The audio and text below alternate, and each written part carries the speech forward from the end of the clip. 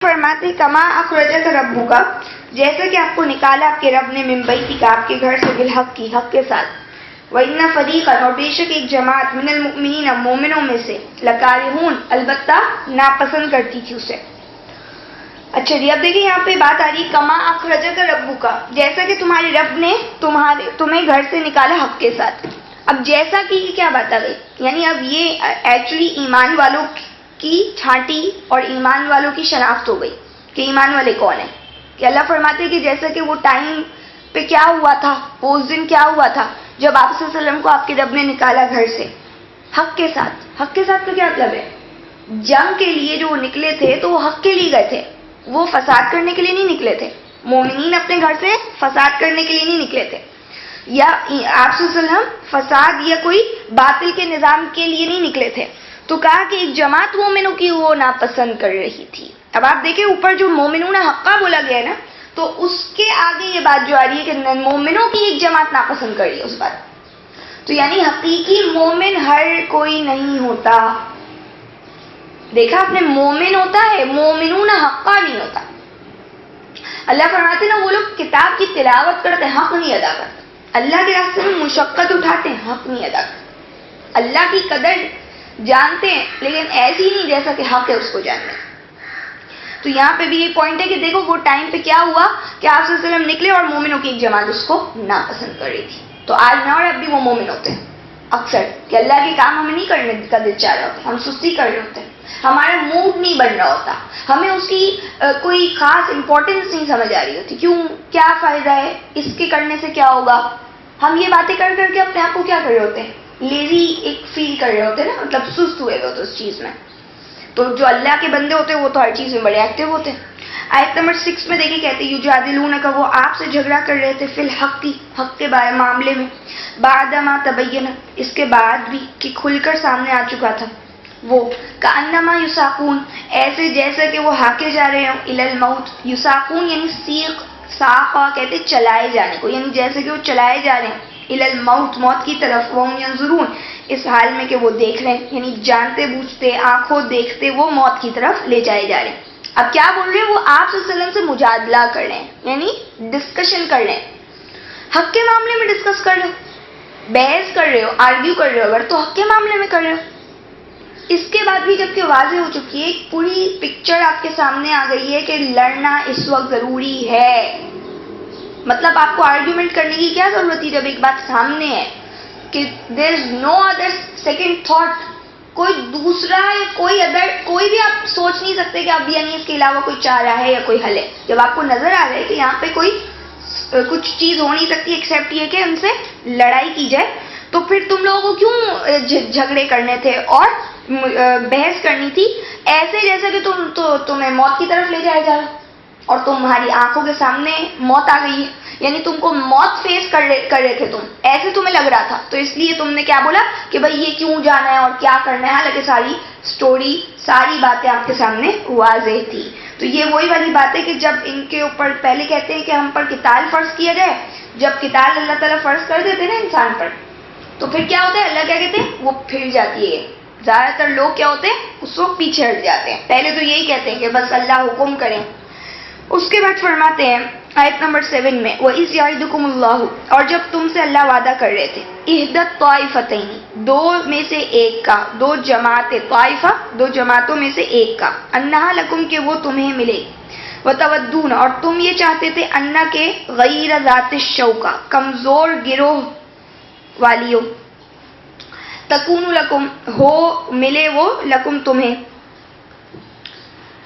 شوکا یعنی کانٹے والی، غیر یعنی بغیر کانٹے والی مل جائے تمہیں، وَيُرِيدُ اللَّهُ اور اللہ چاہتے ہیں، اللہ چاہ رہے تھے، أَن يُحِقَّ الْحَقَّ کہ ثابت کر دکھائے حق کو، بکلمات ہی اپنے کلمات سے، اپنی باتوں سے، وَيَقْطَعَ اور کاٹ کے رکھ دے، دابر جڑ الکافرین کافروں کی۔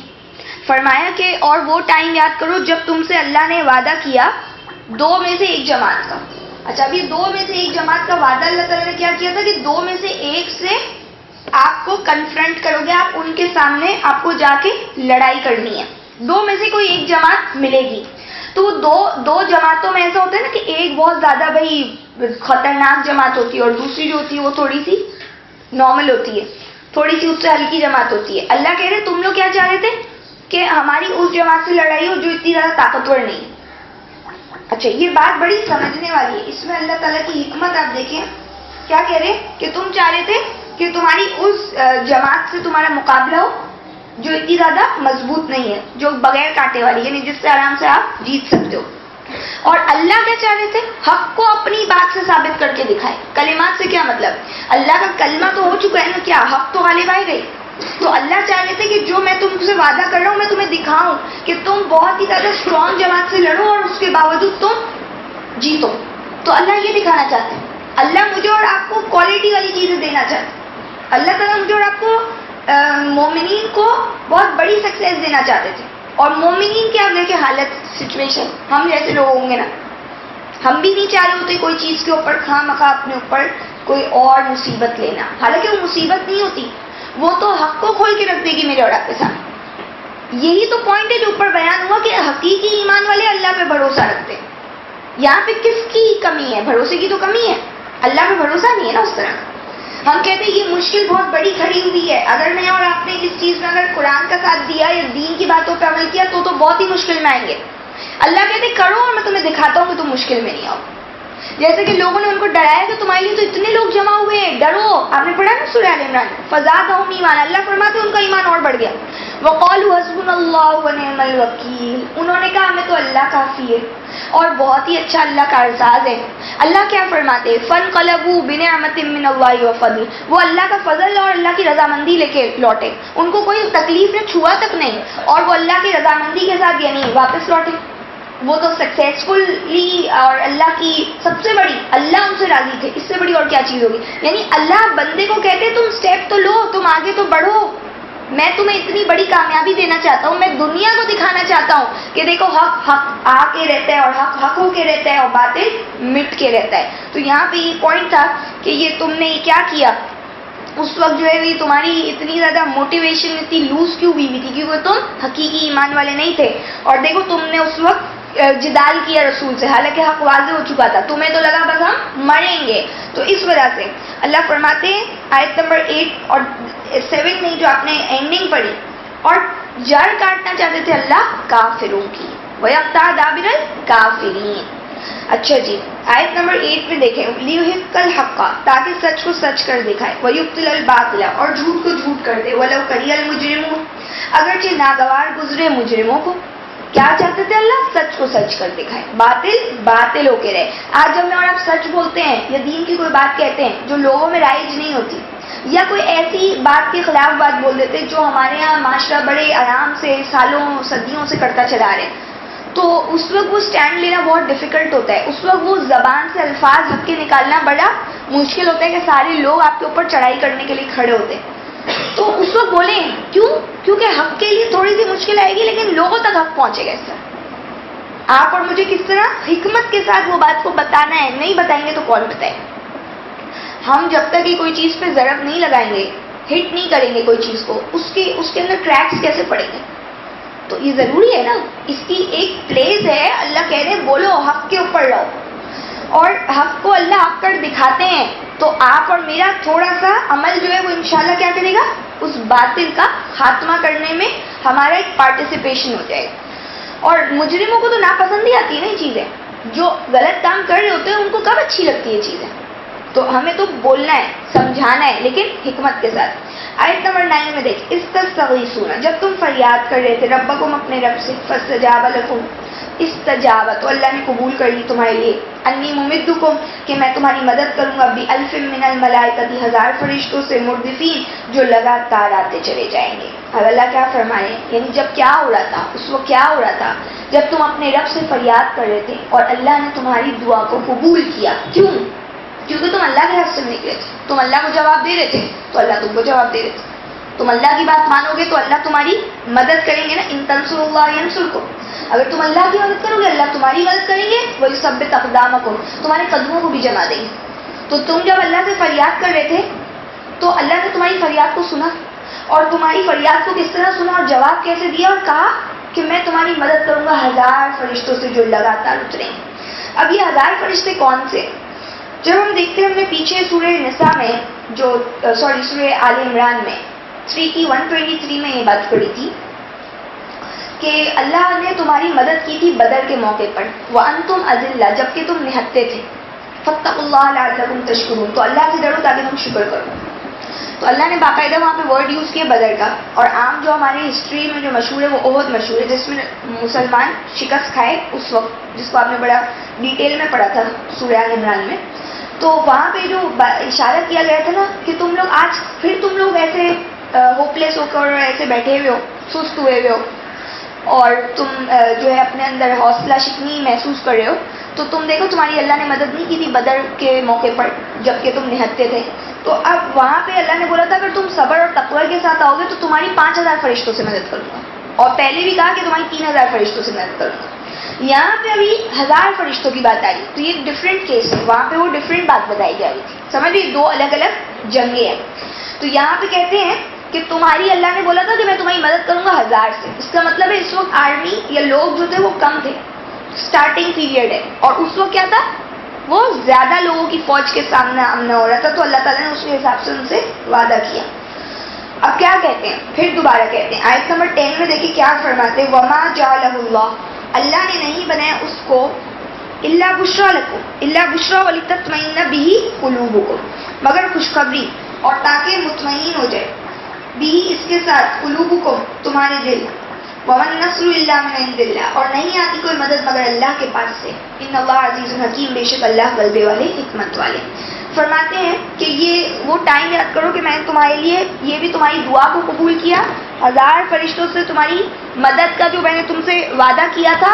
تو اللہ کہتے ہیں اس کو میں نے نہیں بنایا تھا مگر صرف تمہارے لیے خوشخبری بنا دی تھی. سمجھ رہے، خوشخبری کیا بنا دی تھی کہ آپ خوش ہو جاؤ اور آپ کے دل مطمئن ہو جائے، آپ کا ایمان بوسٹ ہو جائے، مسلمانوں کا مورائل ہائی ہو جائے دوبارہ، جو اتنے زیادہ وہ دبے ہوئے بیٹھے ہوئے نا سست ہو کے یا پتہ نہیں کیا ہوگا اور موت کا ان کو ڈر لگا پڑا ہے. تو اللہ کہہ رہے ہیں یہ تو میں تمہاری لیے خوشخبری بناتا ہوں. یعنی یہ چیزیں ہی کافی ہوتی ہے کس کے لیے، ایمان کو بڑھانے کے لیے. یہ اللہ کی خوشخبری ہے، بات ہے. اور کچھ آپ دیکھ لینا اگر 2-4 کوئی بات ہی بیان کر دی جائے کہ فلاں جنگ میں وہ لوگ اتنے کم تھے اور سامنے والے مقابلے میں لوگ اتنے مضبوط اور اتنے زیادہ تھے، اور اس کے باوجود اللہ نے فلاں لوگوں کو اتنی ہمت دی اور طاقت دی اور وہ جنگ لڑے اور جیت گئے. تو یہ چیزیں، یہ صرف باتیں بھی جو ہے نا آپ کا حوصلہ بہت بڑھا دیتی ہیں. تو یہاں پہ بھی اللہ نے یہی کہا، اور جب اللہ کہہ رہے ہیں تو پھر کتنی بڑی بات ہے. یہ تو تمہارے لیے خوشخبری تھی اور تمہارے دلوں کا اطمینان تھا کہ بھائی تمہاری 1000 فرشتوں سے مدد ہوگی. مقصد کیا تھا کہ تمہاری اسٹرینتھ ایسی ہے جیسا کہ 1000 فرشتے تمہارے ساتھ مل کر لڑ رہے ہوں. اور مسلمان اتنا ہی بھاری ہوتا ہے.